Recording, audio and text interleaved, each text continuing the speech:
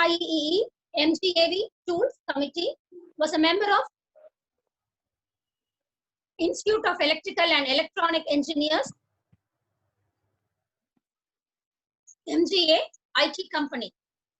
In the year 2018-2019, Vice Chair Marketing of Institute of Electronics and Electrical Engineers 2016, General Chair of Humanitarian Technology Conference 2014, was the Chair of IEE and has been an active member for 28 years. Was a visiting faculty at IIT Srirangam for the years 2014, 15 and 16. Was an invited MDP speaker at IIM Kozhikode in the year 2010. He has been certified as management consultant, a fellow of the Institute of Management Consultants of India, an elected executive council member of ICMI. He has been a board member for 3 universities, was a governing council member of 2 engineering colleges, was a member of academic council, industry advisory board member, and reviewer of RFID projects. At his credit, he has presented papers and spoken at several international and national conferences in India and abroad, and also has written several articles for technical journals and newspapers, and has written a chapter on consulting for a book. Once again, I feel proud to welcome our resource person and all the participants gathered on one platform. We welcome you, sir, and I hand over the session to you, sir.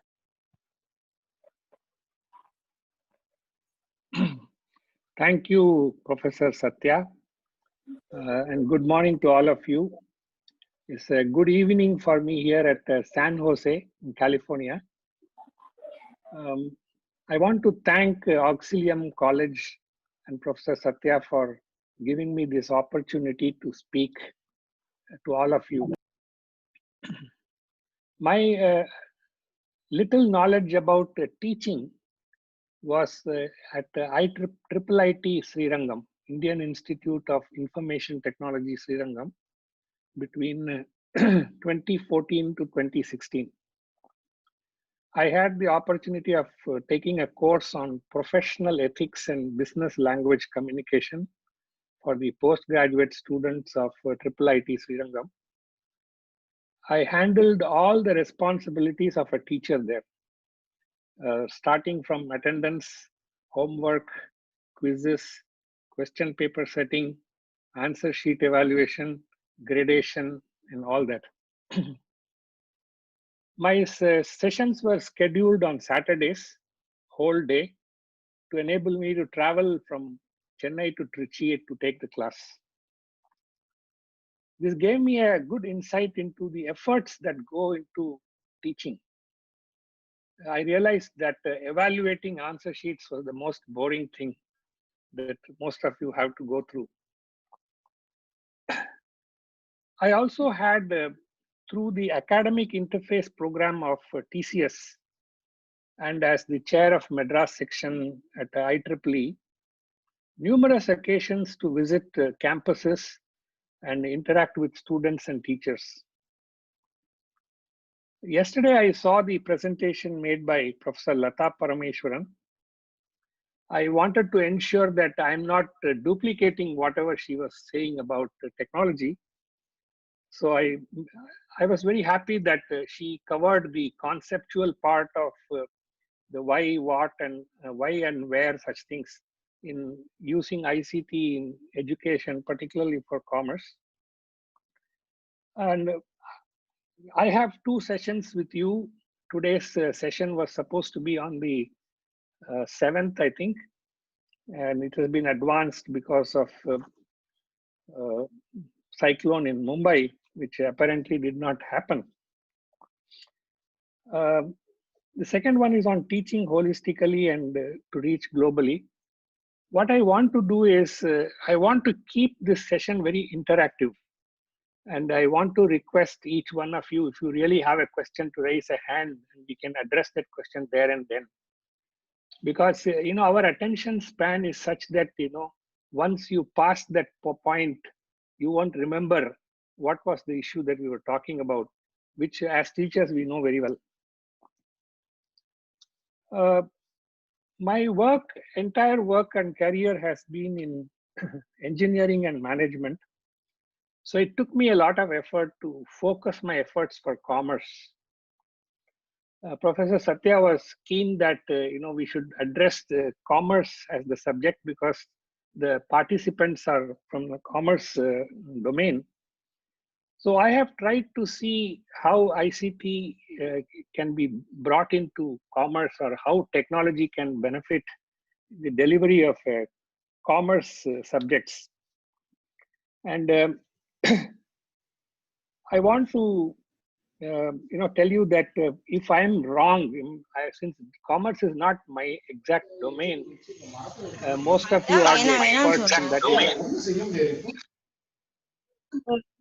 Please feel free to correct.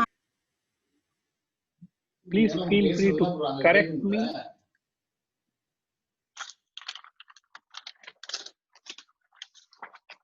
So,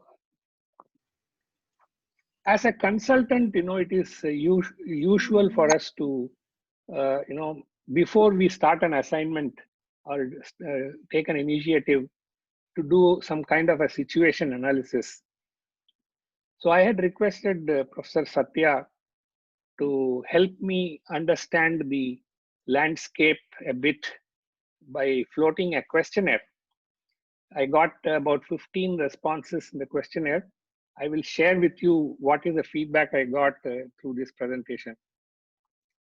My presentation is a snapshot in time. I mean, as of now, as of today, what we see and what we think is what I'm going to present.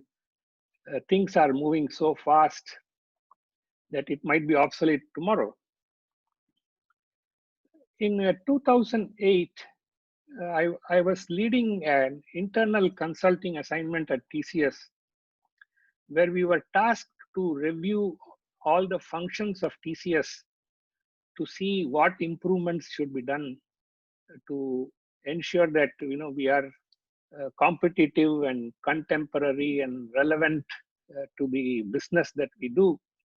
So I had a fairly big team, and we also looked at learning and development very seriously there.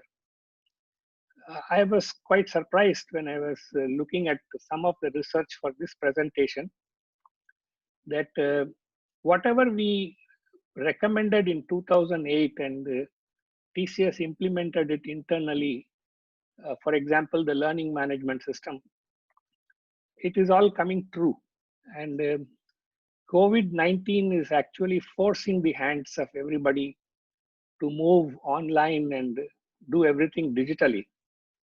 So that is a very big satisfaction for us to see that whatever we had taught at that time is coming true. So I want to start my presentation from now. I think I can share the screen, right? Yes, sir. Yes, sir. Okay. So can you see my screen? Yes, sir. Yes, sir. We can see, sir. Yeah. So this is the subject for today's discussion, contemporary competencies in teaching and learning.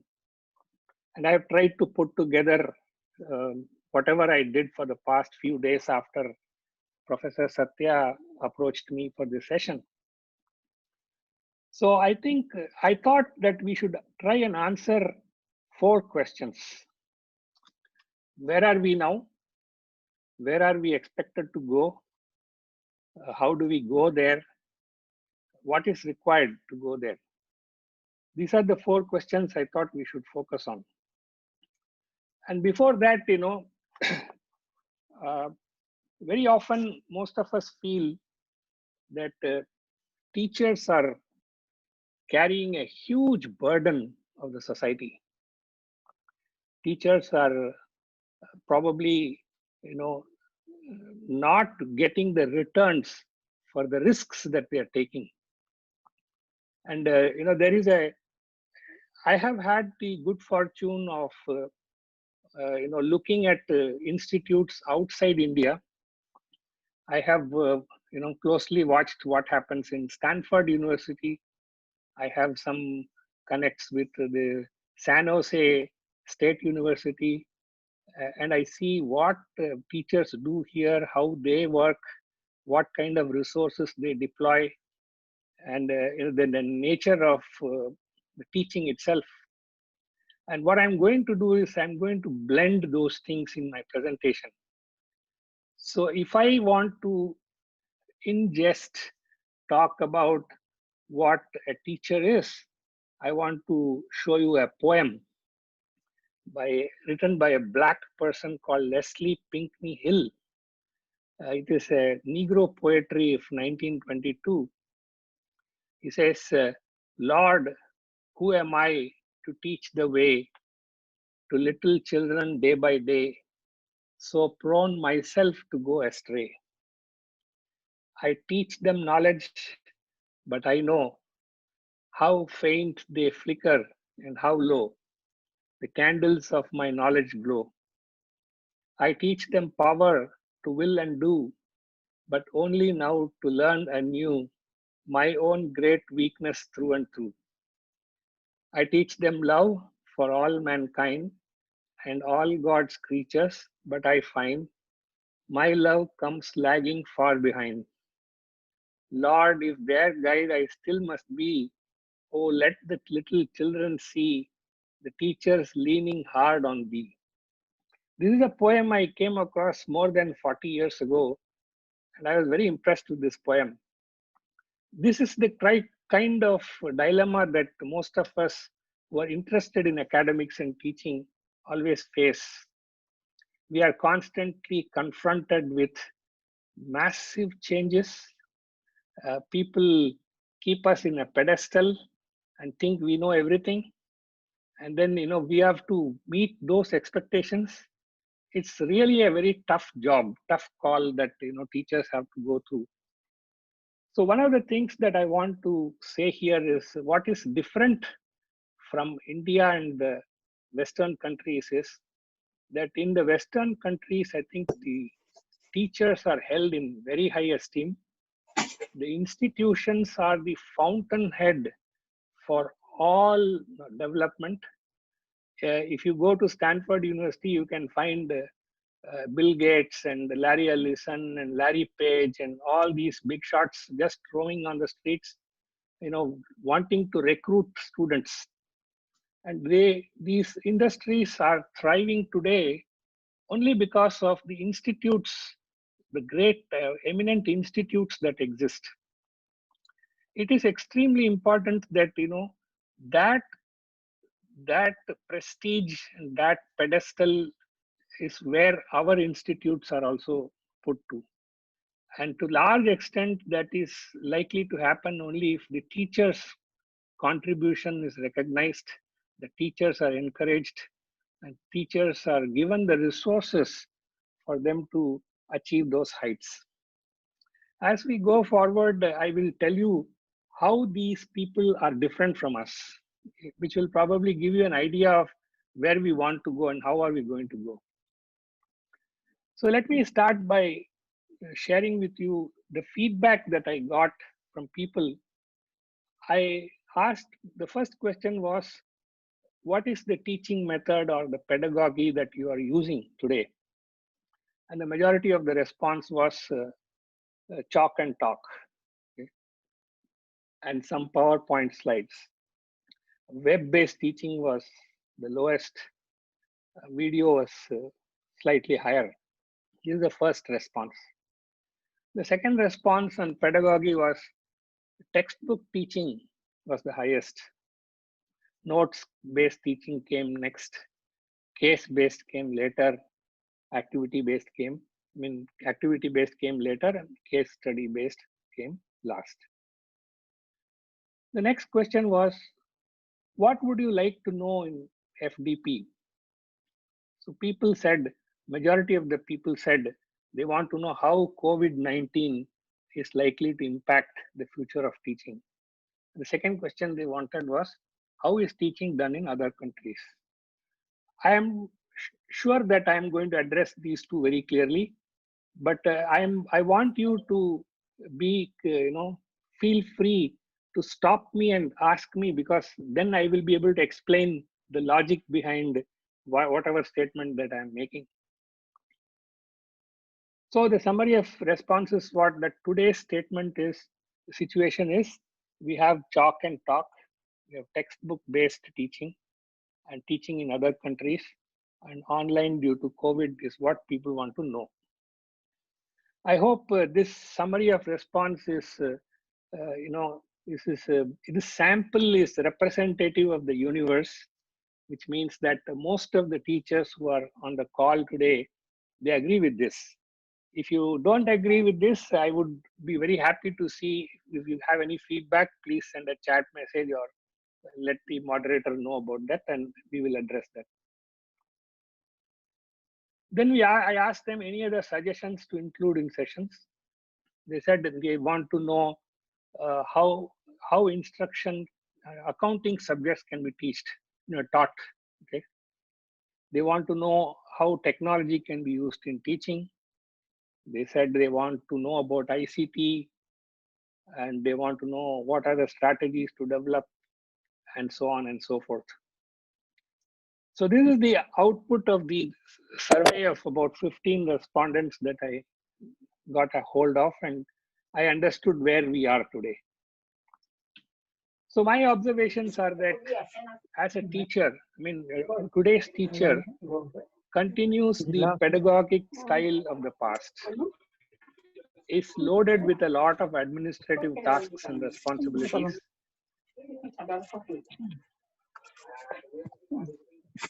Has to, is there somebody on? There's some disturbance. Participant from Himachal also, and participant from Howrah, and from Mahatma Gandhi Central University. So today's teacher has to confront mega changes and challenges in the education and employment landscapes. He or she has to often deal with more aware and resourceful students, is strapped for time and resources to cope with these mega changes, has to deal with increasing and even unreasonable demands of the institutions and regulators. However, there is light at the end of the tunnel. Technology can help resolve most of these issues facing the teacher of today. This is how I feel.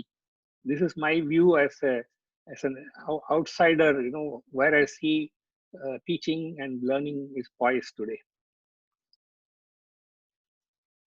So let's go to the syllabus first. Start with the syllabus. I had requested Professor Satya to share the syllabus of the undergraduate course of commerce. And what I realized was that the syllabus was, to me at least, looked dated. In my view, commerce has already become e-commerce. And if you look at the e-commerce syllabus today, it's quite different from the commerce syllabus that you are teaching. So that's the starting point. The transition and adoption of e-commerce has been just in the last 15 years, and it has been very, very rapid. From teaching manual commerce, we now have to teach e-commerce, which is a huge leap. So please, this is a very controversial point I'm making. If you have any question on this, I think we should discuss this. But this is the observation that I have. We have all seen it as users, and as a developer also I have seen it. The payment systems, right from the time when computers were introduced, I have been working on projects. We started with payrolls, then we developed the financial accounting system, then we had ERP systems, relational databases, and then we had internet web-based systems, then we had mobile commerce, mobile systems, and now we are just flush with data, with analytics. So the whole technology landscape has galloped. It has disrupted all the domains, including commerce. And if it has disrupted commerce as a whole domain, you can imagine where the teaching is.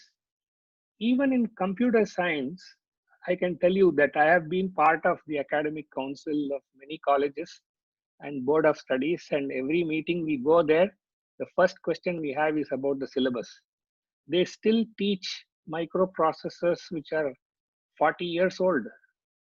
Today, children, I mean, I got stuck in San Jose because of this COVID-19. I was supposed to come back to India in March. So, but before that, I had an occasion to see an event called TechCrunch. I saw college students, first year students, they had built robots using Raspberry Pi and Arduino boards. They made drones, robots, and they're demonstrating it in the event. So when students, first year students who have not yet studied computer science are able to access these things from the marketplace. In Chennai, for example, in Ritchie Street, if you go, you can buy any component you want. You can create your own, robo or drone or whatever you want to do. That is the kind of access that we have today.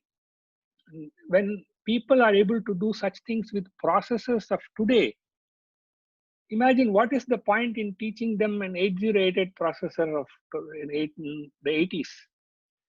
That's the kind of thing I'm seeing in commerce too. See, you are going to teach them double entry bookkeeping. Okay? Whereas the accounting systems were automated 20 years, 30 years ago. The accounting systems have audit trails. Your audit itself is done through the computer. So unless you are upgrading yourself to the situation where what exists, okay, whatever you are going to teach these students is not relevant in the marketplace. And e-commerce today is in such a state that money is moving in seconds. Okay? The whole financial domain is operating 24/7. Okay?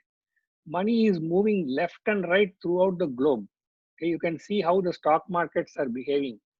And if commerce does not teach people the velocity of money and how this velocity is getting accounted automatically, if you have seen bitcoins being created, so the whole paraphernalia of technology disrupted business and commerce, if it is not being taught in the class, how do you think the students will be able to go and work somewhere else where these things are already there in place?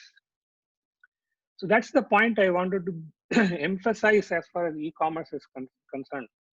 And since e-commerce has already automated many traditional functions and processes, they have become invisible also. It is very difficult for people to understand how these transactions are taking place unless they are taught to them properly. Not only that, if you look at the digital marketing and e-commerce subjects, we will see that later on. You will see that they have created new processes and new opportunities, which means that you are training people for an accountant's job or a trader's job or whatever, but the world has already moved. Okay, if you see the way supply chains are moving, the way products are being marketed, the way trading is being done, everything has changed. Okay, and that is the thing which struck me as very important here, and that's why I'm spending some time talking about it to you. And therefore, the conclusion is, if commerce department does not move and embrace e-commerce rapidly, they risk becoming obsolete themselves. So this is something, a food for thought. I thought I'll leave it with you. You can think about it. We can discuss it. We'll move further now because we have something to cover now. So now let's go to the next stage of learning. Okay, what has changed in learning? There is an age-old debate of knowledge versus skill. Okay. If you take a doctor, you have a highly qualified doctor, an MD, MBBS MD, which is a doctor of medicine. So he is the person who's supposed to know, what is happening with your body's condition and prescribe you medicines. Then you have a MS degree. Okay. Now MS is Master of Surgery. So debate is, why is a doctor of medicine, a medicine doctor called doctor and a surgeon called a master? What is the difference? This is the core debate of knowledge versus skill. And this is very important today, because when we see the kind of automation happening in the marketplace, what is the automation doing today? Today, I would say that majority of the information that is taught in the class is available online and freely available. So what do you do with that role that a teacher plays? You outsource it to the student. You say that, look, this is the syllabus that you have. These are the things that you are supposed to know. And as far as I am concerned, this information is available in these places. Okay, no textbook. Everything is available online. These are the things you should know. As per our requirement, you should know this. You must read all these things. All I will do is administer quizzes for you. That's it. I'm not going to take responsibility of how much you know. That is your business. What I am going to do is, I am going to be responsible to, develop the skill that is required for you to do a job. Okay. So you will think that, what is this difference between knowledge and skill? Why is he bringing this? So I will give you the example of my own company, TCS, where I was a management consultant, and I had several of my colleagues who were software engineers. And often I used to find that while everybody was called a consultant, the software guy was supposed to know some languages, okay, COBOL or PL SQL or Python or any of these, like Java. So all these languages he's supposed to know. He should know it so well that he should be able to use that knowledge to code. Okay, he should know how to code. He should know how to test. He should know how to implement, build, roll out, and then he should be able to deliver a product, a software product. So if you want to convert your knowledge into a product, you need skill. But if you really want to just be a consultant, advise somebody, knowledge is enough. And knowledge in the form of information and data is available in plenty for everybody. It's a question of, you want to search for it, go ahead and search. You can use any of the search engines to search and find. In fact, it is a blessing in disguise for most of us that, we have such an enormous amount of knowledge available to us to use. So the skill required by a surgeon to operate is very different from the knowledge required by the doctor to prescribe. So I think it is important for the teacher to realize that while not imparting knowledge is easy because it is available and it just requires somebody to study, imparting skill is difficult because you need practice for that. You have to teach them. So you really have to look at your load of teaching load and divide it into knowledge and skill separately and focus on what is the skill required. For example, if you take accounting, if you say that accounting is a skill, okay, then perhaps you have to expose your students to learn accounting. and work on problems, accounting problems, look at things. If you talk about taxation, that's probably pure knowledge. You have to know the rules. It may not require much of a skill. So this distinction only people within the domain can do. They can decide what is knowledge and what is skill, and then they should be able to remove the knowledge part and give it back to the students to study, give them the references, guidance, and then test their knowledge, how much they have through your procedures. But skill is something that they need to practice. Even in the engineering domain, most of the engineering colleges are realizing that the vocational capabilities of an engineer are in short supply. So they want to make sure that the engineer, if he's asked to, fix a car which is broken down, he should be able to fix it. He should not say that I can only design a car, I can't fix a car. So that debate is going on it's a very hard debate going on, because most of the automation that is happening in various domains like banking, financial services, insurance, manufacturing, healthcare, whatever domain you talk about, most of the automation is happening on things which can be easily done by the machines. What is very difficult to do is art. Okay?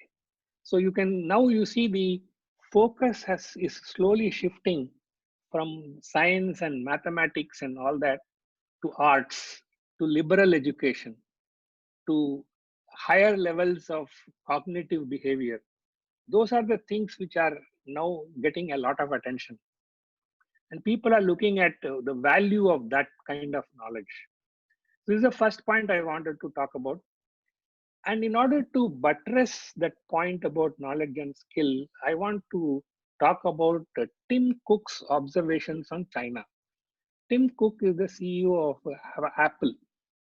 Recently, he had gone to Guangzhou, where they have a lot of plants. You're able to hear me, right? Hello? Yes, sir, totally. We can hear you, sir, clearly.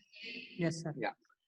So Tim Cook was in an interview in Guangzhou, and there they asked him, why is it that when the whole world is going against China, Apple seems to be very content with whatever it is doing in China, and it seems to be growing. So Tim Cook said that, typically if you ask people why do US companies go to China, they will say that a lot of cheap labor is available. They will say that the market in China is huge. So there are so many opportunities for you to market, sell your products. But that is not the reason why Apple is in China. He gave some phenomenal reasoning for why Apple is in China. He said that in China, the skill level of people is so high that there is a lot of automation using robots and drones in the manufacturing plants, but simultaneously the skill of the people has also kept match with that kind of automation. So he said that for Apple, they have close to 2 million app developers in China. He said that the iPod, the AirPods that I also have one, they have literally thousands of components in them, software and hardware components. All this is being made in China. And he said that Apple feels that the size and skill level of Chinese people is unmatched in the world. See, I can't really rely on anybody else. I want to go somewhere, but I can't go because these people have such a high level of skill. So there, even if you keep improving the automation, you will find that the skill of the individual or the human beings is also required. The only difference is what is the skill level that you are looking for. So if you talk about, so I will now come to one personal example that I had about a couple of decades ago. I had an opportunity to go to Taiwan. So I had my host in Taiwan was a guy called Michael Chang, who was CEO of a Climax Technologies. So one day he took me out for lunch and he said, I want to ask you a very important question. Please give me a truthful answer. Okay. He said that in China and in Taiwan and even in China, we have sort of become the back office for manufacturing of the world. So we have mastered manufacturing and in hardware particularly. But somehow India seems to have become the superpower in software. India seems to be the favored destination for software. I want to know, what is it that India has done that China or Taiwan cannot do? And how is it that Indians have become so good at software? This was a question that was asked by many people, and we had an answer for that.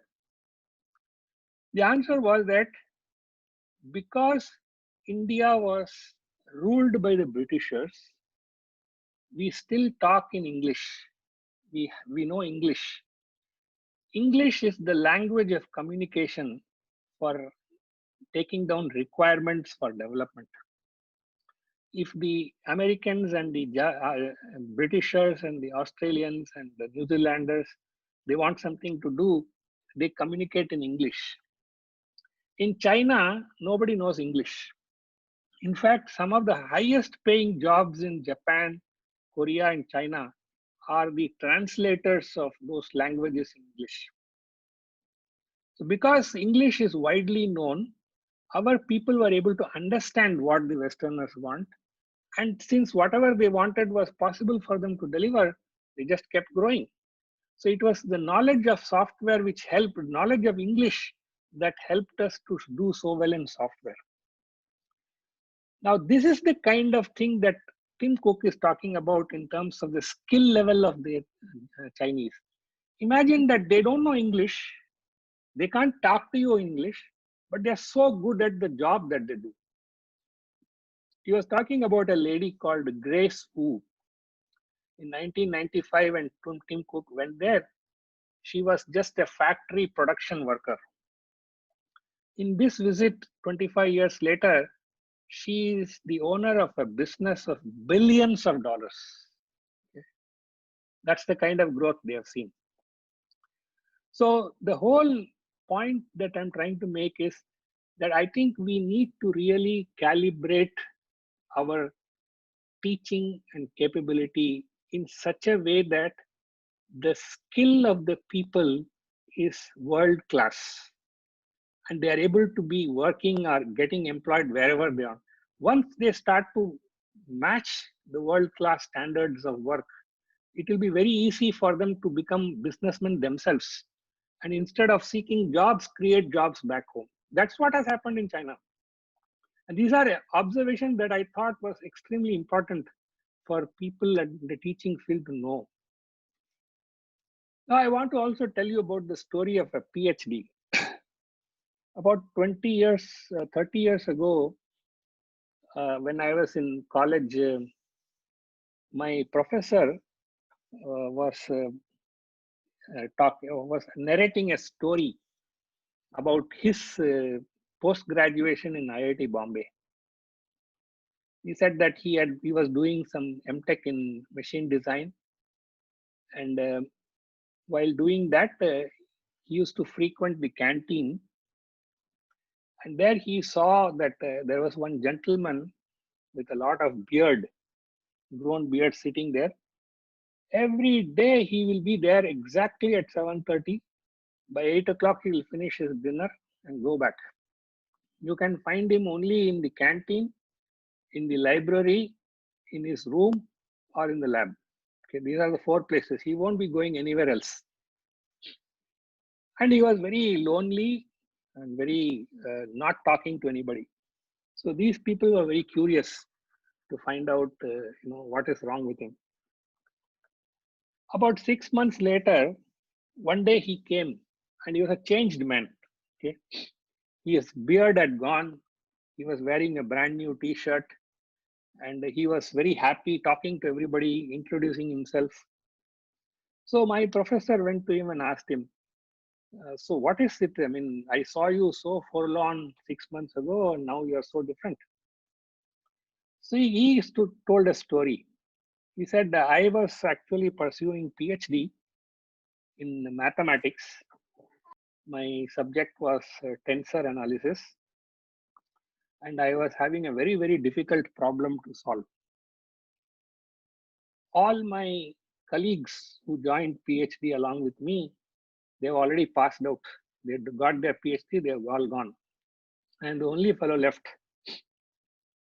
So it's been more than 3.5, 4 years that I was not able to solve the problem. And I was so dejected that I had wasted 3.5 years of my life and I didn't know what to do.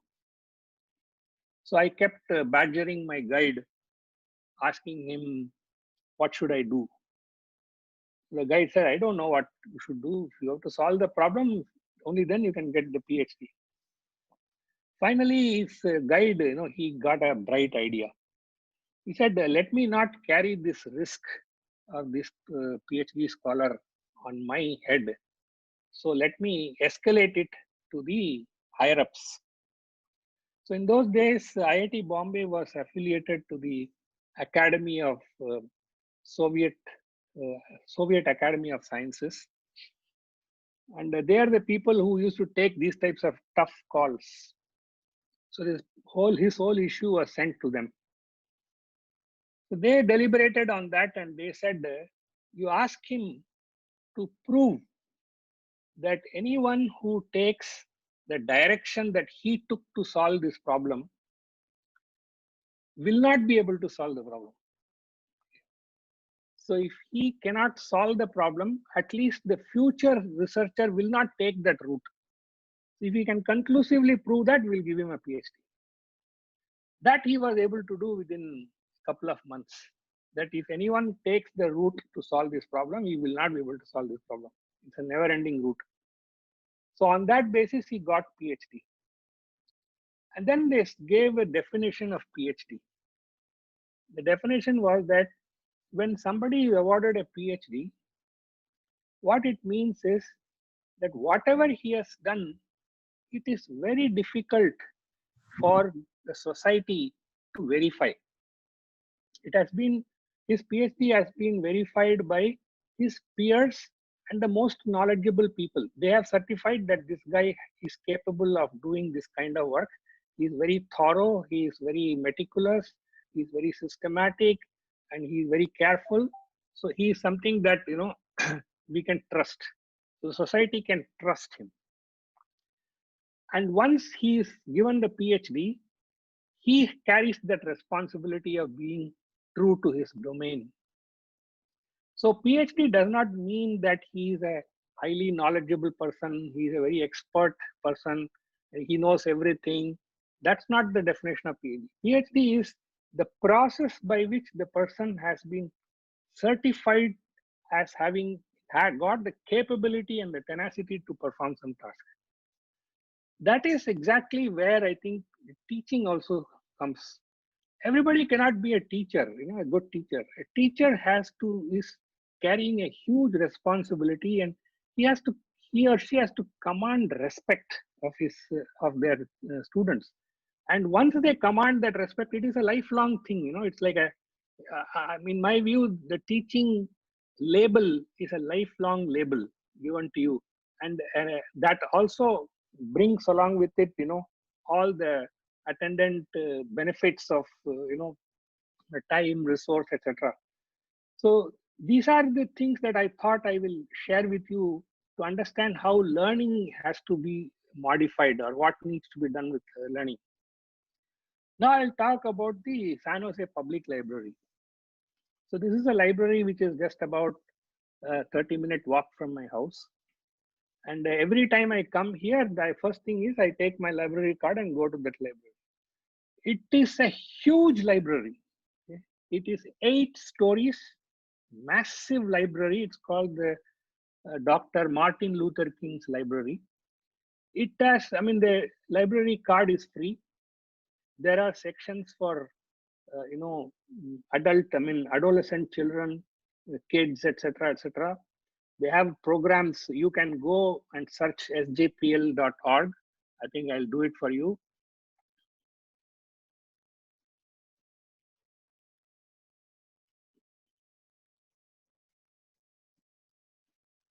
And I have been, literally,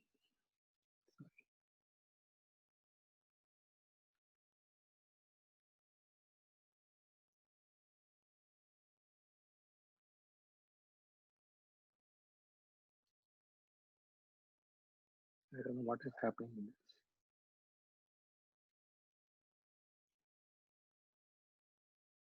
this. Okay, so I think what we will do is, I mean, I'll leave it to you to see. The San Jose Public Library has so many resources that you can spend your whole lifetime there. And I have seen the San Jose State University students just going, I mean, it is open from 8 o'clock in the morning till 9 p.m. Okay, everybody is free. The library card is free. They have got an app called Libby. Okay, so I can borrow books online. So I already have about 5 books with me, which I'm yet to read. Those 5 books I borrowed, and they are, I mean, after the due date, they vanish from the app. Okay, so digital library, digital, information. Then they have got a very massive digital library access of the whole of the United States. And people make it, it is a religion there. Being part of a library is a religion. I wanted to engage myself with the library apart from reading the books. So I found that they were running free language courses. So I went and sat through 4 languages: Arabic, Turkish, Spanish, and Italian, okay, and Cantonese.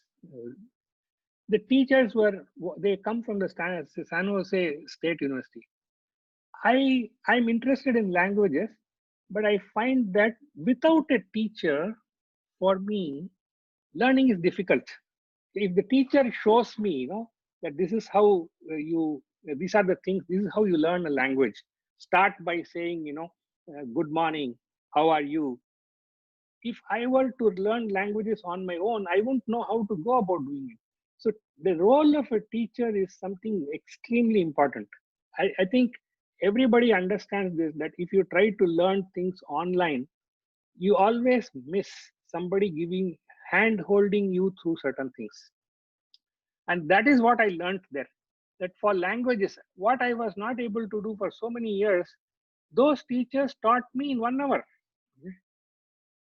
And after that, it was for me to pick up. So they said after the coronavirus case thing, the library was closed on March 17th.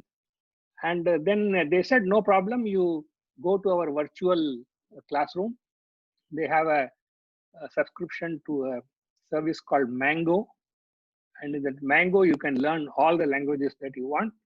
And the only thing is, make sure that you are also completing those assignments so that they will grade you and they will give you a certificate.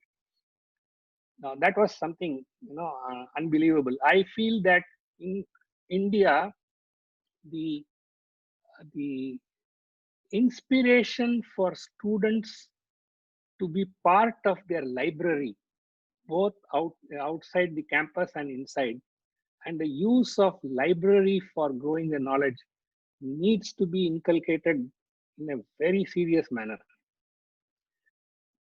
See, my father studied from St. Joseph's College, Trichy, and he used to tell us that the classes that were taken by some of the fathers there were so exciting that students had to come from long distances by walk and by cycle to attend them. At 8 o'clock sharp, they start the class, and the process was that whatever you want to ask the teacher, just put it in a piece of paper, leave it on the table, The teacher will look at all the papers. He'll first address those answers and then he'll take the class.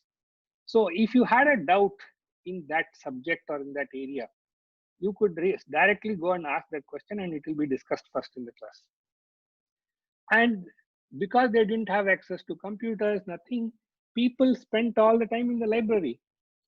You know, B.R. Ambedkar was very famous as the person who was the last to leave the library in Britain, in London. And that is how he became the architect of our constitution. So I think we have to really inspire and motivate people to use the library. So if you want to say that I would like to outsource the knowledge part to the student, you will have to drive them to the library. You make sure that they start using the library. I would like to see that in India, we replicate the kind of huge libraries that are existing here. So the first thing is, why is America so good? Or why are these countries so good? Because here the institutions are number one. They are the fountainheads of running the whole country. Because those institutions have fantastic libraries. If you go to Stanford University Library, you can see books for 500 years. Okay? Every book is available that you know of. So if you want to do any research, you just don't have to go anywhere else. So that knowledge repository, that library, that motivation, that knowledge, that is the thing that the students have to take care of themselves. And they just have to be guided and spend more time in the library. This is the thing that I thought was missing. Today I don't find anybody going to the library in India. Libraries are not being used. There is a digital library in IIT Kharagpur. How many people are using it? I don't know. I am using it, but nobody seems to be.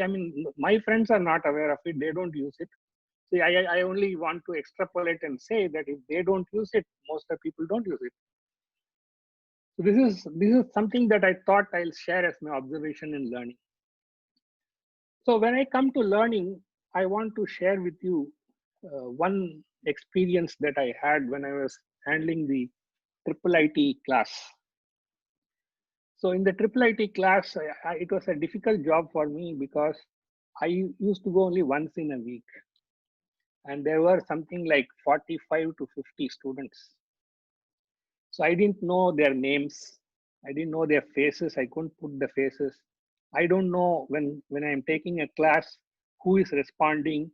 So unless as a teacher, if you are regularly interacting with the students, you really know them well. Okay? You know who is who. So if you say that somebody has written a very nice paper, you know who is that person. Okay? But that was a challenge for me because I was going only once in a week. And because I had other things to do, it was not there registering in my mind. So I was looking for some help to handle in 2014. That's when I came across this thing called Piazza.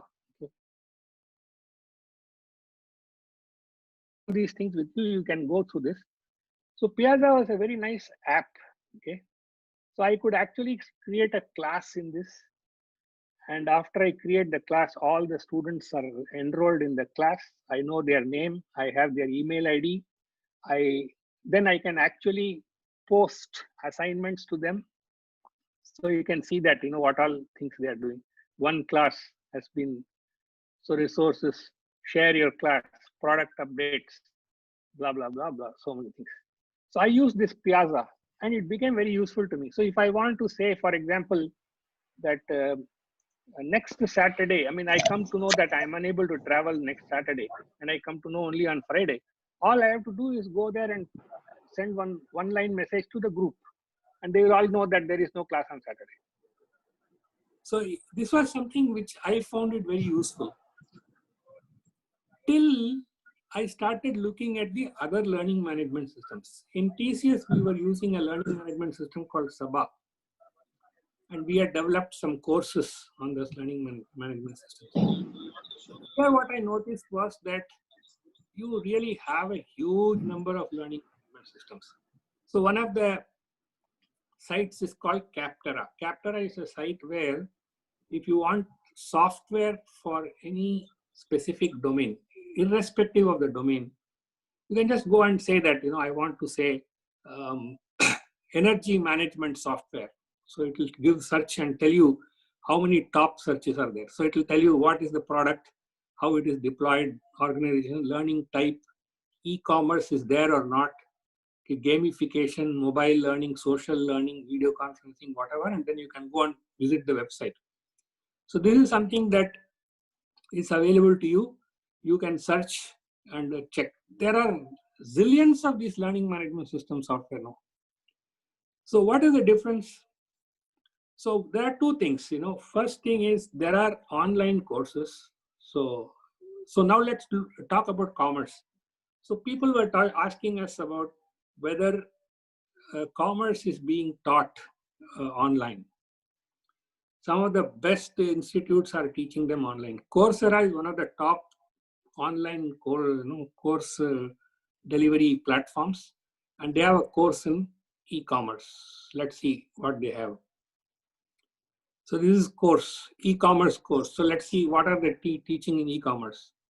So they're talking about digital marketing, digital business models, marketing, digital specialization, strategy of content marketing, how to finance and grow your startup, management of fashion and luxury companies, digital transformation, English for business, blah, blah, blah, blah, blah, like that. There's so many courses they have under the guise of e-commerce. Okay. So similarly, there is Sophia Learning, digital commerce. Or you have Digital Commerce Academy, Allison Commerce, Udacity, Udemy, EDX, they are all well known in science field. I was not able to see commerce there. But so to cut the long story short, you have plenty of courses available in e-commerce online, which you can see. So the difference is that the learning management system is a platform where you can load your material, you can administer your assignments, you can do the evaluations, everything online. So that is just like a platform for you to put your course. If you want to customize it, that's your call.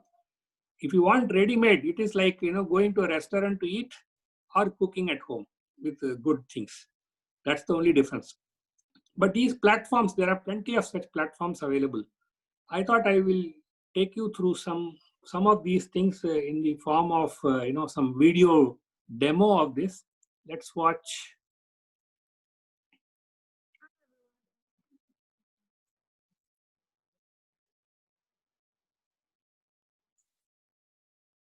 Are you able to hear this? Are you able to hear? So play Hello? the. Sir, have you played the video? Yeah, Yes, sir. I'm playing it. Okay, sir.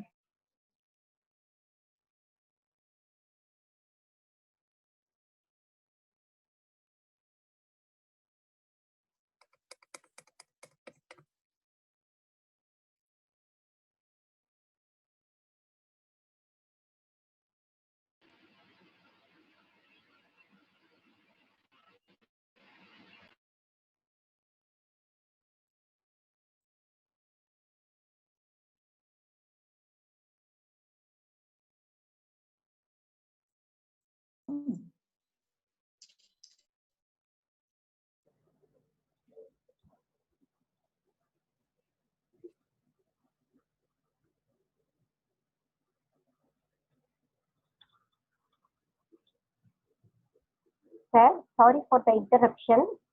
Yes. No volume, sir. Oh, I don't know why the volume is not coming.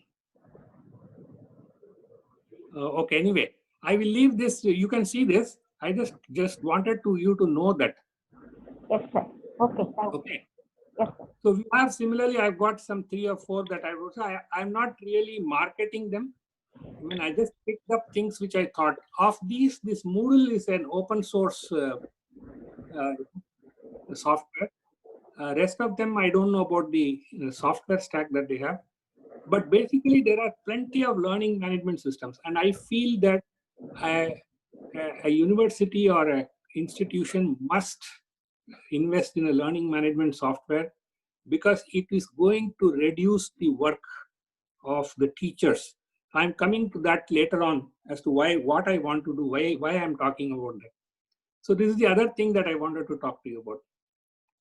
Just to give you an example, in the San Jose State University, they have integrated that Piazza with their Canvas infrastructure, Canvas learning ecosystem. So you can ask for a demo. It is available 24/7, integration, adoption.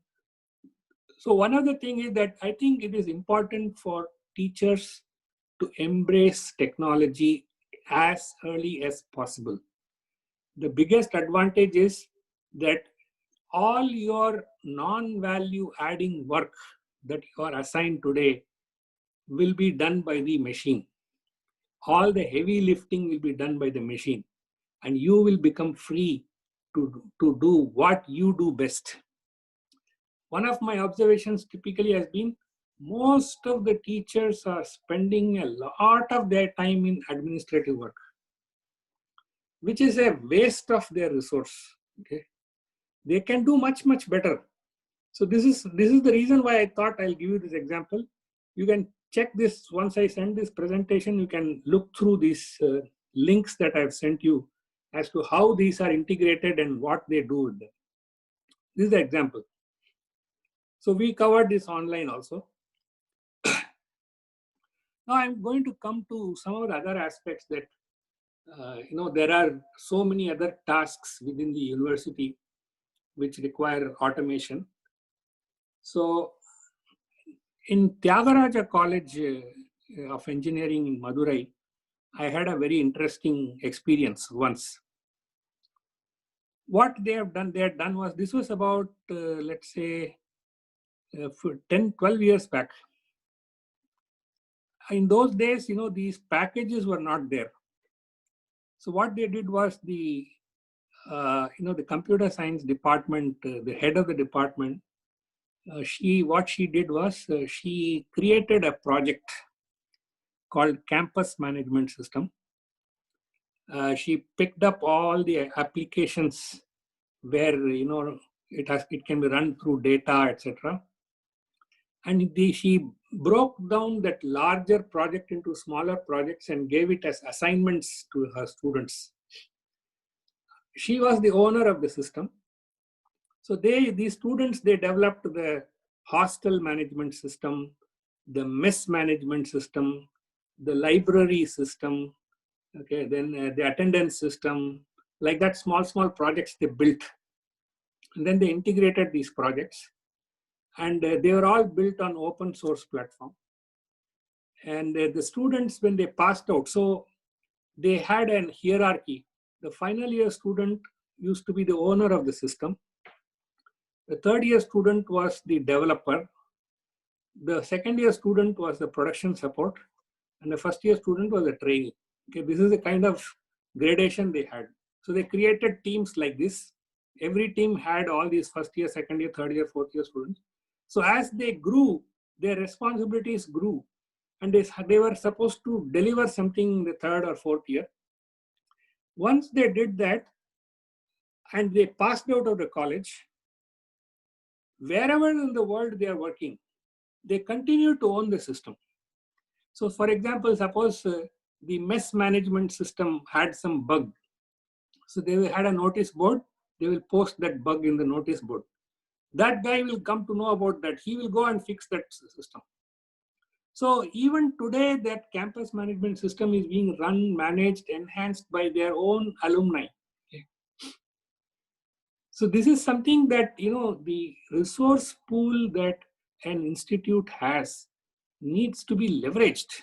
Okay, and it needs to be leveraged in such a way that it benefits the students and it benefits the institutes. It also benefits the teacher. So we need to create a beneficial sort of, cycle for all, but it requires some kind of thinking. Next is that, in Stanford University, they use this Gradient. Gradient is an assignment management system. So students come to know that there are some assignments which are due, and most of the assignments will be posted in Gradient. The Gradient will manage the time, it will manage the student, and it will manage the submissions. Okay. So, for example, suppose they say that there is an assignment which is due on 6th of June. At 12 o'clock, that assignment will vanish. If you have not finished it, you got 0 in that assignment. Okay. So that it had the kind of discipline for people to complete things on time. So Gradient, Piazza, learning management system, examination and testing services, all these systems are automating non-value adding tasks. Okay. So this is the thing that I was very curious, why is it that you can't just remove all the non-value adding tasks from the teacher and allow them to do what they do best? This is something that is happening right now. So now I want to address that one question that people were curious about. What do teachers do in the developed world? So I'm not sure how many of you are aware of C.K. Prahalad. He was a management consultant and he was the professor of MBA professor in University of Michigan at Ann Arbor. He is very famous for 2 concepts that he brought out in the form of a book, 2 books. The first concept was called the core competence concept. He said that the economy of a country can only grow if the core competence of that country is focused on something. And he gave the example of software, etc. etc. Second thing that he was very famous for was the bottom of the pyramid principle, where he said that if you look at the society of any country, the bottom is like a pyramid. It's the biggest base. And that base offers you a lot of opportunities for marketing, provided your products are designed for them. Okay, so he said usually people were trying to design products for the top and try to sell it for the bottom, and they are not able to buy because there is the prices are very high or the features are not useful to them or whatever. So after that, the people started to design products for the bottom of the pyramid. So C.K. Prahalad's approach was, what he did was, he used to say very famously that I have never used my material of the last semester for the next semester. So what I used to do was at the end of the semester, I will religiously burn that stuff. Okay. I will burn it so that I will not access it at all. Okay. I will never reuse that material, because I thought that if my student has to study hard and do something, as a teacher, I also have to work hard. So I will have to design my course, I will have to work on the material, I will have to do research. This is something which I felt when I was preparing this presentation. I had to sit and think afresh. I'm new to commerce, but I was interested in, taking this opportunity to speak to teachers. So I sat and really put my thoughts together and saw what is it that I can deliver. So Prahalad used to say that every semester he used to burn his old notes and write fresh notes for the next semester, which meant that he had to work hard. He had to sit and concentrate. He had to see what he has to talk about, etc. It required a lot of effort. But he said, every time I did that, I gained. As a teacher, I learned something new.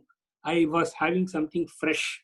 It is like providing you a freshly cooked meal versus processed food that is available from the fridge. Okay, so this is something that he talked about, syllabus for the next semester.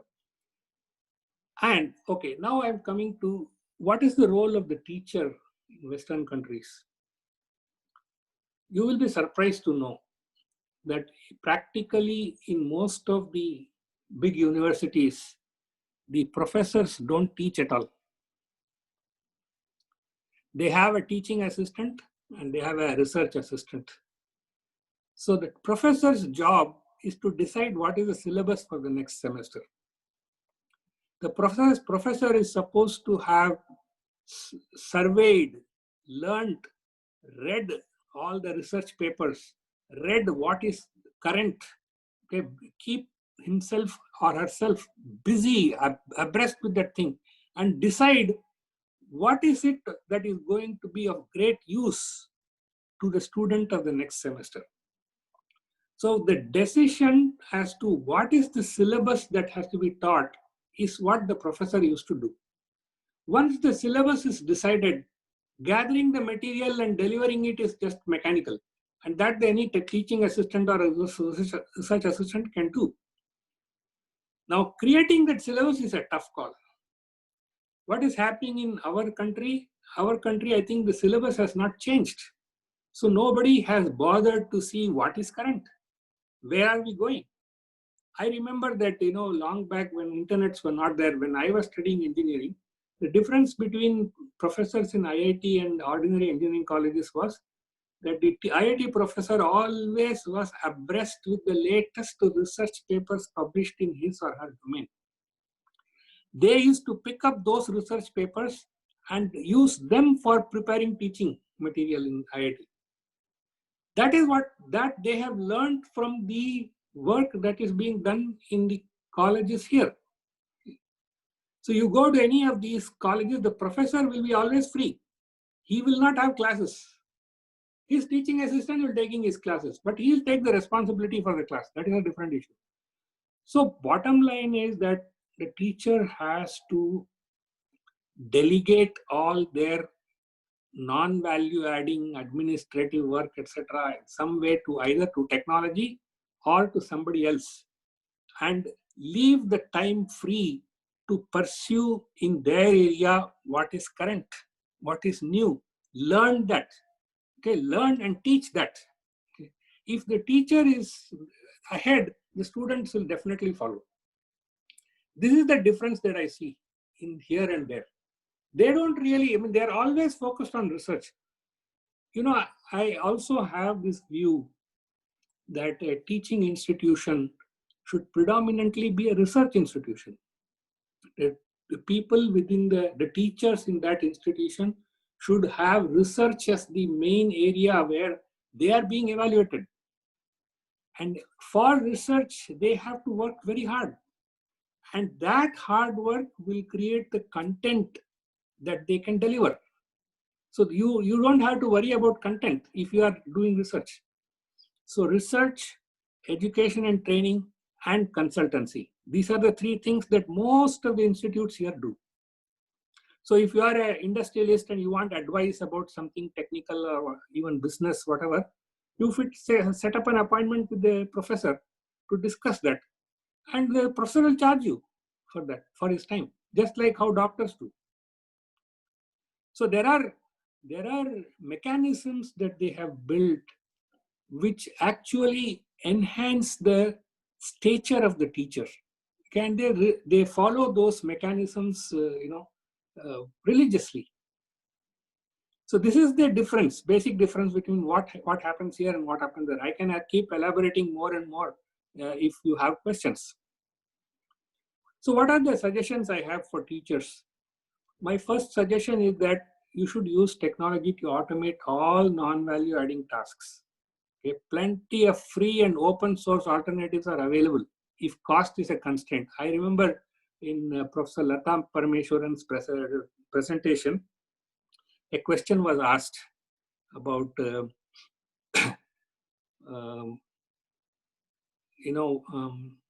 what is the cost of implementation? Okay, who will bear the risk cost? Let me assure you, in software, we have these open source alternatives, which are all free. Most of them are free. They will require you to do some patch up work or something. But if you have the resources, you can do those things. They are not something very difficult to do. So you have got open source alternatives. It's simply like open access journals, where people publish today. So there are free alternatives available. The cost is not a constraint. In fact, an institution today is probably richer than others because it has got a talent pool of students and it has got the time. Today, time is more expensive than money. Since you have those resources, it is your, your creativity, how you use that time, what you do with it. And all these tools are today available for you to do.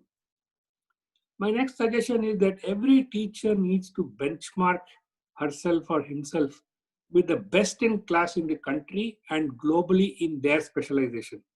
So if you are teaching income tax, you should know the best people in income tax teaching or income tax practice in India. You should know about Internal Revenue Service in the US, what they do, what other countries do. You should know all those things, and you should keep benchmarking yourself how much you know and how much what they are doing in that country.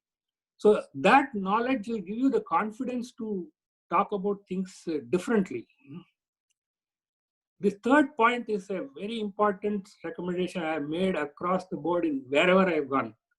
You must take a sabbatical. I think every teacher has to take a sabbatical and spend time in the best Indian and the best foreign university periodically.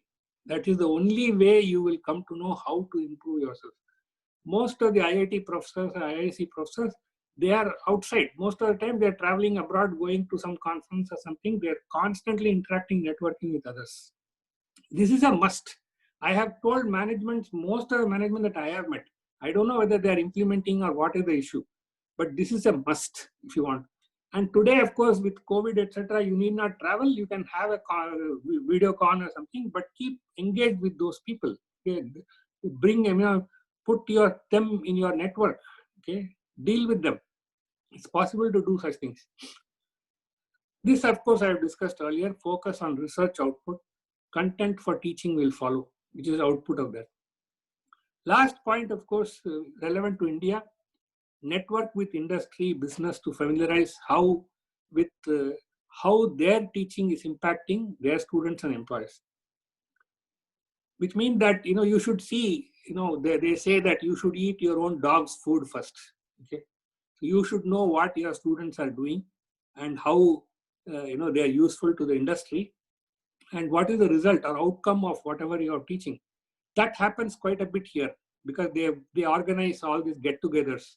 So business leaders. So for example, if San Jose University is sent some 10 students to Apple or something, so they will have a get-together, call the Apple guys, and find out how these guys are doing, what needs to be done, etc., etc. So that is a thing that that happens very often.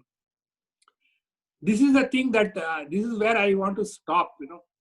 I want to stop because I thought that this kind of a provocative presentation is going to invite a lot of questions, and I want to open the floor for questions.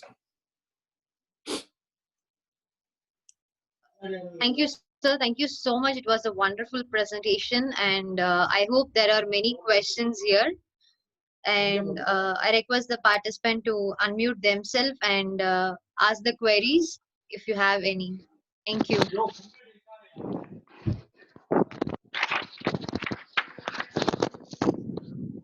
Hello. Yes, madam. Hello, sir. I am Auxilia from Port John Paul II College of Education, Puducherry.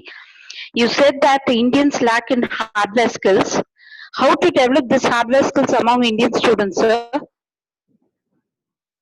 No, we don't lack hardware skills. See, what happens is this hardware is a difficult issue because if you want to develop the hardware industry, you have to make a lot of investment. One, silicon foundry will cost you millions of dollars. So it is a very expensive thing to make an investment. For the Chinese, the Taiwanese, Koreans and Japanese, they made those investments long ago. And that is why they are able to have that skill at that level. So I would say that either the private sector or the government will have to take an initiative to build the hardware industry. They have ignored it for the past 30 years. My boss in TCS, Dr. Fakir Chand Kohli, he is 96 years old, still alive. He has been saying this from the beginning. Okay? From the day he started TCS, he said that as far as software is concerned, we are taking care. A lot of software companies have come up. But for hardware, it requires a lot of investment. And private companies don't have that kind of capital to invest. Something has to be done. He has been telling this to the government for a long time. So unless you make that investment, developing the hardware skills will be difficult.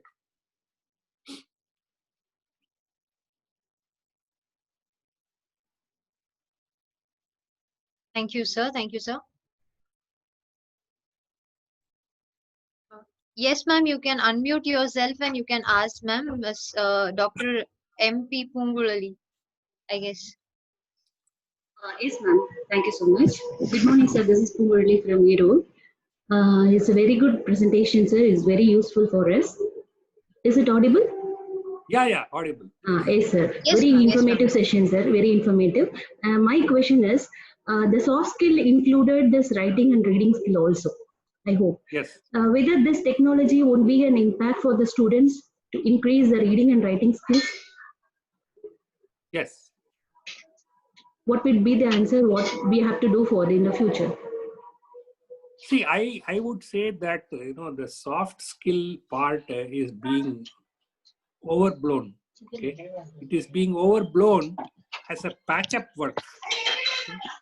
You are faced with students who have come to your class, who have come to a graduation class, and they, for all the 12 or 13 years, what have they learned? They can't read, they can't write, they can't communicate. So how did they pass? If you have allowed that student to come 12 years, come out of school, and then suddenly you are facing a person who can't communicate, I don't understand what are we doing. Why should we have a patch-up work to give him soft skills now? See, give me one answer. How can a first year or a final year student, let's take final year engineering student from a college, how can you say that his communication skills are bad? How did he come so far? Actually, communication is different from language, right? So if they want to communicate well as they must know the languages. If it is in a college, yes. No. So what are we going to teach him? Communication or language in the soft skill? Communication. So what is communication? If you don't know the language, how can you communicate? They cannot. So if they know the language, they should be able to communicate. How yeah, they can speak. They are speaking well through this technology, but the lacking is the part of writing and reading, I think. So even after this technology inbuilt, the students may lack of writing and reading. Even we could see that so many students are not at all reading at all nowadays. They have started looking after this Google and they are searching everything. And I hope that any technology never replaces the teachers, right? So how can we cope about this? Madam, I want to ask you a question. Yes, sir. What was originally taught in schools, say about 100 years ago, there are 3 R's: reading, writing, and arithmetic. Okay? Yes. These are the 3 R's which are taught. After 100 years, if my student is not good at these 3, I wonder what education we are giving them. If they have completed their schooling education, present scenario, there is no problem at all. I would say this. I think what is happening is, I think instead of teaching, everything has become commercial. Yes, you are admitting people for money, so you will have to suffer. Okay. Yes. See, you have to have. Would you like to grade a person, pass a person who is not learned something? See, I think we should not ignore the fundamental issues that we have. We should be very clear about what we will accept as possible and what is not possible. So if technology is inbuilt in everybody, in every places, there is no matter at all. The only thing, what I can see is from my students, they have started looking for the internet for everything. They have started searching it, and the teachers have replaced as the internet nowadays. But if you give any work for reading and writing, they are not ready to do that. So don't pass them. See, the question is, you are giving them a easy way of passing their time. You really have to make it hard for them. That's what I'm saying. I think you should stop giving assignments where they can search and copy paste. You should give them tough assignments, and if they don't pass, give them 0. Okay? Yes. Give They them, expect push to them write. hard. They have started stating it to write in the assignment, sir. No, if they don't write, give them 0. Then let them Yes. see let us see what happens. Mm-mm. See, I think the question is somebody has to bell the cat, and if the teacher is responsible for it, you will have to take that risk. You have to say very clearly, this is acceptable to me, this is not acceptable. Let me ask you a question. If you are to go PhD, do you think your guide will give you a PhD without doing the work? No, sir, never.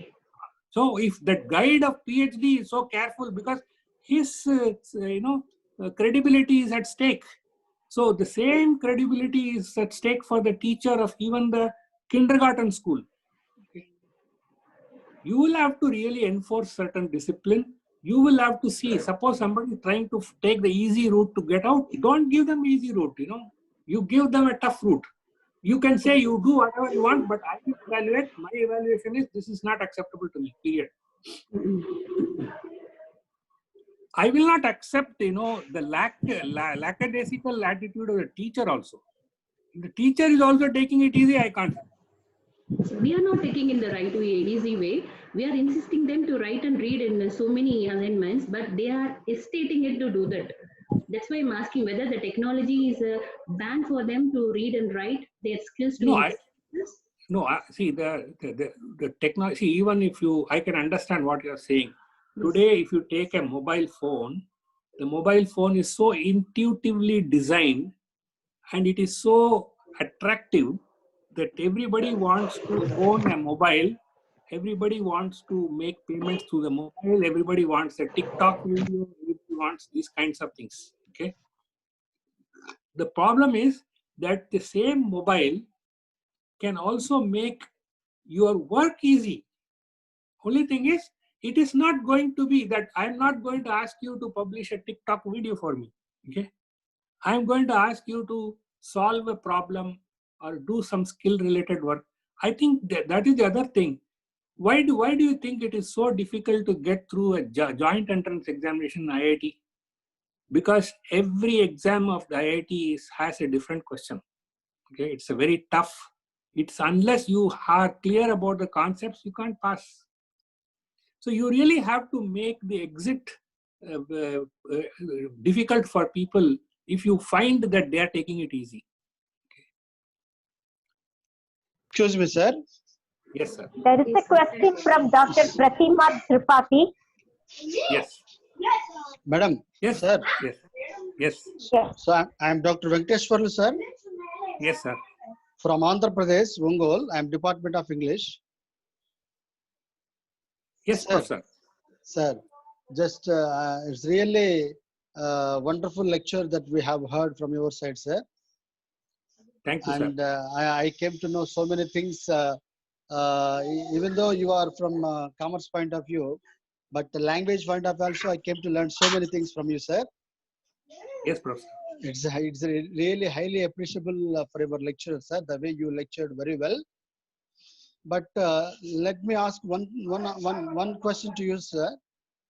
Yes, Professor. Under these pandemic COVID-19 days, yes. How would we go as a teachers? How would we go forward for passing the message? I mean, for passing the right knowledge for all of our students. Most of the students coming from rural areas, very well. In Andhra Pradesh point of view also,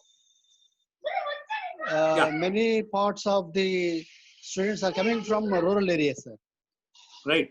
So actually, our college point of view, we have good facilities, but how would we mobilize them to hear our classes here from colleges and where they have no Wi-Fi facilities, where they have no internet facilities? How would we go forward by passing this knowledge up to them, sir? So see, I understand. Actually, I think So I will go back to my point about how my father studied. Okay? Yes, sir. Yes, sir. So my father studied when there was no internet. Exactly, He used sir. to walk 10 miles to go to Sir. college. Sir. Okay? So Sir. your student in the rural area, if he Yes, sir. doesn't have those facilities, he will have to do what my father did about 70 years ago. Yeah, yes, sir. Exactly. So where there is a will, Why? there is a way. No, I am saying that people are assuming that there is no solution for problems. Yes, There are sir. all problems or solutions are available. They don't want to take it, you know. Yes, sir. So my only humble suggestion is, if the student is unwilling to listen to the teacher, the Exactly. teacher should be unwilling to listen to the student. Exactly, sir. Exactly. Somewhere I think you have to draw the line. Yes, Because sir. you have a bigger responsibility. See, as a teacher, you have a bigger responsibility. You are the people who are actually creating the society, you know. Yes, sir. Yes, sir. Sir. Yes, madam. Exactly, sir. Thank you, sir. Thank you so much. Thank you, Professor.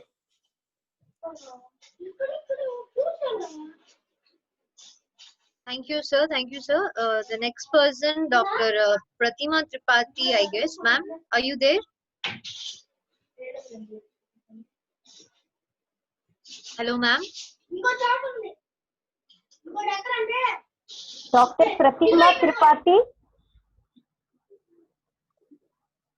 If not, please give it to Dr. Poonam. Hello. Yes. Yes. Yes, ma'am. Yes, ma'am, you can ask the question. Can you hear me? Yes, ma'am. Yeah. Good morning, sir. This is Dr. Poonam Khurana from Delhi. Actually, Yes, I'm madam. teaching in a management department. Yes, madam. First of all, the session was excellent. Actually, it is an eye-opener to all of us. Oh, My thank you question very much. relates to my question relates to API system that we have for faculty assessment. So my Right. question is, like, we don't have the equal division for teaching and research in that, and on the basis Right. of API we are being assessed. And Right. second thing, whereas research is concerned, whether I do present my research at IIM, whether I present it at international level, or whether I present it at any institute, the marks assigned for presentation and research are same. So in that Okay. scenario, how I can encourage myself for a good research? So, in fact, I would say that in India, the dice, is cast against research. Okay. Yeah. I would have assumed that UGC, AICT, and NAC and NAB and all these people actually encourage research. Okay. Right. That is what happens here. Here, for example, I will give you an example. After being stuck here, I have been attending a lot of online webinars, courses, etc. from Stanford University, from Harvard, from MBA, whatever was available, I was attending. Right. And everywhere they said that if you attend this webinar and you complete this whole thing and some questionnaire at the end, you are eligible for continuing education credit. Okay. So that I'm not a researcher, I'm not a teacher or an academician, but I have accumulated so many credits. Okay. Great. Just Great. because I've attended some courses.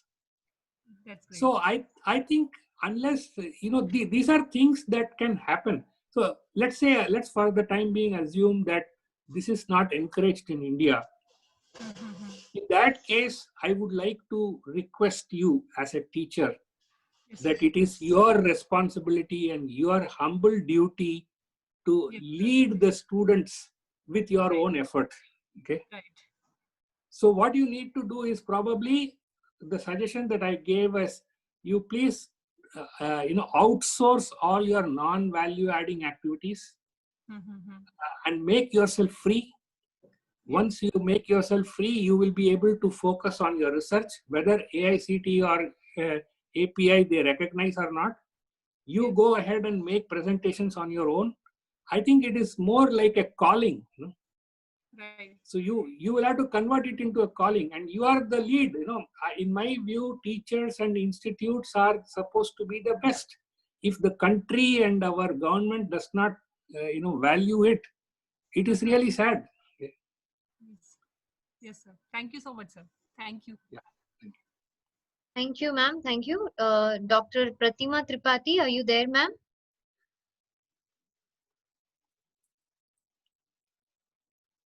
Okay.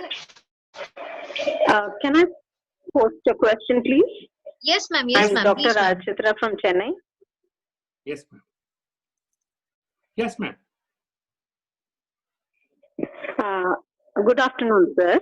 I'm Dr. Rajchitra. I work for DG Vaishnav College, Chennai. It was an excellent presentation and a really eye-opener for the present situation. Thank you, sir. My question is, how can we overcome the lag that is existing between school education and college education? School education, the children are used to rote learning, and college is a totally different culture. So how do we manage that situation, and how do we make them come up to our level and take up work which we give? Yeah, I think your voice is breaking. I understood your question. Let me answer it this way. I think the only way I will do this is first, when a student from school enters the college, you should evaluate them first. Okay. Before they enter, you evaluate them. So either they have come through some written examination or some evaluation process, so you have some idea about their competencies. But independently, wherever you have felt based on your experience, like one of the other professors were asking that they are poor in communication skills or something. So you try to find out what is the gap they have. And then if it is possible, so you will have to now take on the hat of the MD doctor, to make a prescription. So in engineering, if suppose you take, suppose you're taking a course on analytics, let's say, what they say is there is a prerequisite. You should know probability, you should know statistics, you should have all these things. So they will set up a set of prerequisites for entering a course. So what you need to do is, in order for somebody to study your course, you should be able to define what are the prerequisites. And if those prerequisites have not been tested earlier, you administer a test right then. You know the entry criteria for my course is this. If you don't know all these things, I'm sorry, you will have to struggle. So you give a very clear indicator to the student right in the beginning that you are weak, you don't know all these things, you better buck up, otherwise I am not going to take any guarantee for your passing, period. So you must put an entry barrier first, then screen them. They will be scared of you. See, a student who is entering the college, it will take some time for the student to become familiarized with things. They will be scared. Most of the first year students come very scared. So you can take advantage of their scare and make sure that they meet your requirements. And then you have a handle on what needs to be done. In case you feel that they are very weak in certain things and you are unable to upgrade them, you will have to escalate it to the management or tell the parents or tell people that I am not responsible for all these things. So they are very, very strict here in the US. They are very, very strict about entry criteria anywhere. You will have to establish those criteria. That is the way I will go. Does it answer your question?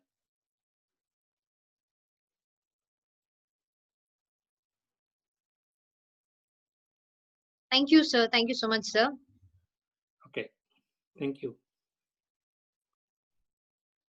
Anybody else? So there is a question in chat box. I'll read out for you, sir. Yes, madam. Okay. The present day students need instant information in hand rather than using a library. How could this interest be mooted in them? Can you repeat that once again? The present day students need instant information in hand rather than using a library. Okay. How could this interest be mooted? So you give them something very difficult. So don't give them something that they can quickly find out from instantly from someplace. There is a lot of information that is not there online, or there are questions that we can ask you for, which they can't solve. The problem is that I think the teachers also don't use the library. So they don't know what is there in the library. They don't know what is there in the library and what is available in online. Everybody assumes everything is available online. If everything is available online, nobody needs to go to school itself. Why should people go to college? I think it is important to cultivate the reading habit and cultivate the library habit to people. Therefore, we need to understand how do we marry these things. So that's why I'm saying from the beginning, I think teacher is a very, very important asset of the society. It is just that, we are downgrading ourselves. We are not giving the importance due. The teachers themselves are not realizing their importance. So everybody is just operating, without using their brains.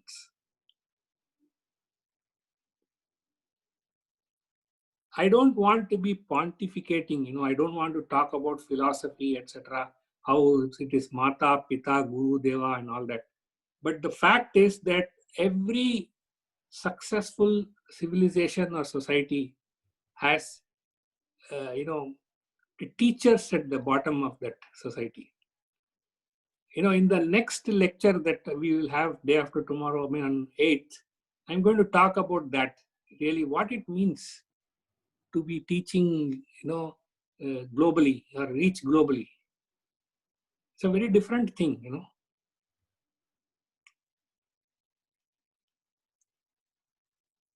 Thank you, sir. Thank you so much. Is there any other question? You can unmute yourself and ask.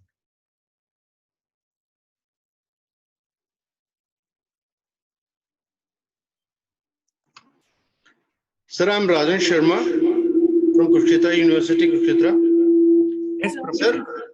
Sir, you have discussed many good things, but as far as the regulation or the regulatory mechanism is concerned, they only talk about APIs and other things which are not teaching.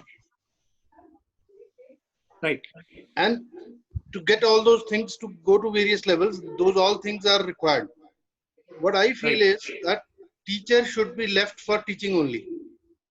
Absolutely. I would like to ask your opinion about this, because they are otherwise having a web of all those things under which they are having administrative also, APIs also, research papers also, this, that, so many things. And, no, I will say, and nobody is asking that what is to be done as far as their teaching is concerned. I would like to have your viewpoint on that.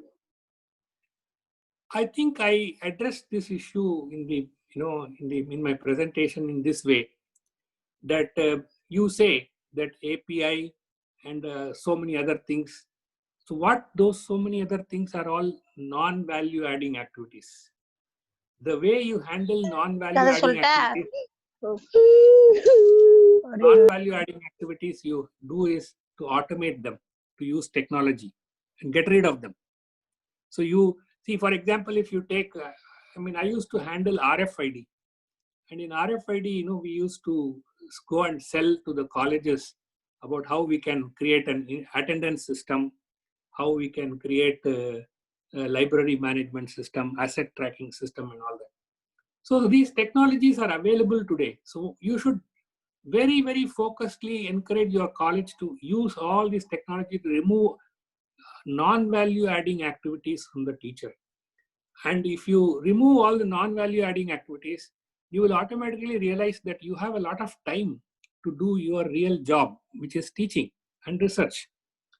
Even if you take regulatory things, see regulatory things, if you take for example, what do you have to do? You have to fill up an application or you have to submit some returns. They can all be automated. Today, everything can be automated. You need to really go into that realm and see. I mean, your job should be that I want to remove all non-value adding activities from my life so that I am free to sit and read. You know, the other interesting thing I found was that the post of the reader is gone. There is no reader anywhere in the university nowadays. You only have assistant, associate professor, professor like that. Reader was a position created whose job was to read. He was supposed to read everything and then come back and say what needs to be included in the syllabus, what needs to be taught. Okay? We are forgetting, I think, most of the systems which were developed for education in the past, we have corrupted them to such a level that people don't understand what is teaching today. And that the best part is that in today's environment, you have so many resources available. In those days, people didn't have the technology. Without technology, the only thing that affected them was because they didn't have technology, they were not able to move very fast. Okay? They could only do this much work. Today, you can really move fast if you are using technology. And people are able to do a lot of things today. But you need to really understand, how to ensure that you remove all the non-value adding activities surrounding you by hook or by crook, and clearly tell people, see, if you are a teacher and you are doing teaching, nobody will question you. But if you are a teacher and you are not teaching and doing something else, then you will yourself feel bad about it. Hello, sir. Yes, ma'am. Yes, sir. Yes. Thank you. Sir, good afternoon. I'm Dr. Pratima Tripathi. Hello. Yes, yes, ma'am. Sir, I have a question. I'm a researcher. I'm a postdoctoral fellow in Lucknow at Dr. Ramana Lohia Institute of Medical Sciences. I want to know that somewhere I have studied that China is a mass producer in almost every sector of life. Yes, ma'am. So my question is that after this pandemic, COVID-19, will the teaching and research situation be the same in China and India, or something is going to change? You mean research will be different in China and India? So, okay, I will share with you whatever little I know, because I have attended a few medical conferences also on this. Yes, sir, you told us in your presentation. That's why I'm asking this question. So here, see, what is happening is, since the coronavirus emanated from Wuhan, China knows the source. And since they were affected first, they have got a lot of data. Okay? And because there is a difference of opinion between United States and others, there is a difference of who will share the information, people have started to do the blame game. As a result, the data that is badly needed even for the development of vaccines is stuck with China. Okay? And China is also pursuing their vaccines on their own. So there is a huge competition going on among all the countries as to who comes up with the vaccine first. Okay.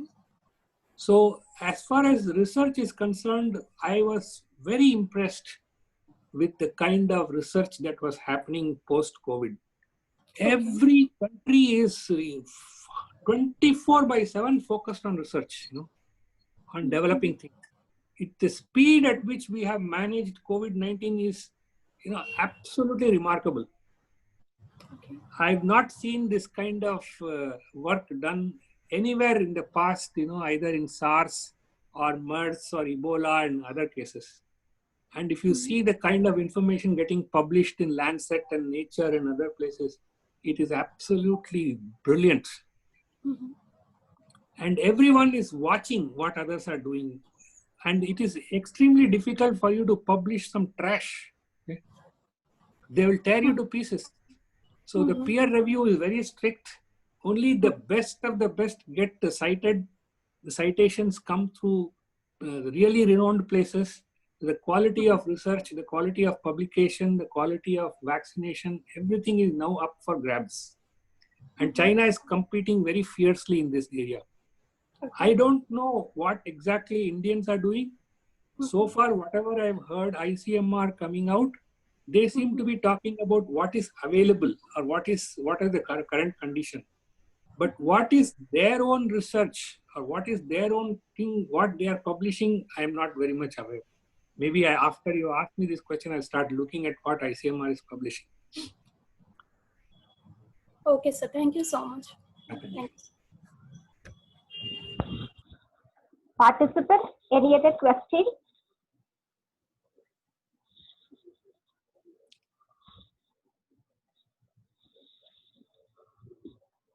No, ma'am. I know. Okay.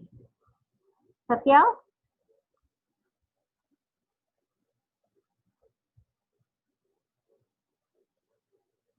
No duty is more urgent than that of returning thanks. Now it is the time for the proposed vote of thanks. Now I call upon Ms. Satya, Assistant Professor, Department of Commerce, to propose the vote of thanks. Good afternoon, one and all. A good teacher can inspire hope, ignite the imagination, and instill a love of learning. On behalf of the Secretary, Principal, members of the faculty from Auxilium College, and the participants from various institutions in and around India, I express my heartfelt gratitude to Mr. Rangarajan for his availability even before his actual presentation date. Your effective and inspiring inputs on teaching prayers of quotations from James Weldon Johnson, teaching pedagogy, relevance to e-commerce, learning management systems, references and platforms, and the way you have handled the query session was more enlightening and empowering and simply amazing one, sir. Your speech did really foster and enhance the contemporary issues in teaching and learning process. Expecting you for the future session too, sir. Thank you so much, sir. Thank you, I have ma'am. posted the thank you, sir. I have posted the assignment and feedback forms both in the chat box and in the WhatsApp groups. Kindly fill in that. Now we shall break and get back at 2:45 p.m. for the afternoon session. Thank you. Thank you, ma'am. And thank you, sir. Thank you, ma'am. Thank you, ma'am. Thank you, Vaishnavi. Thank you, Gajendra. Thank you, ma'am. Thank you, ma'am. See you, ma'am. See you. Magnificent session.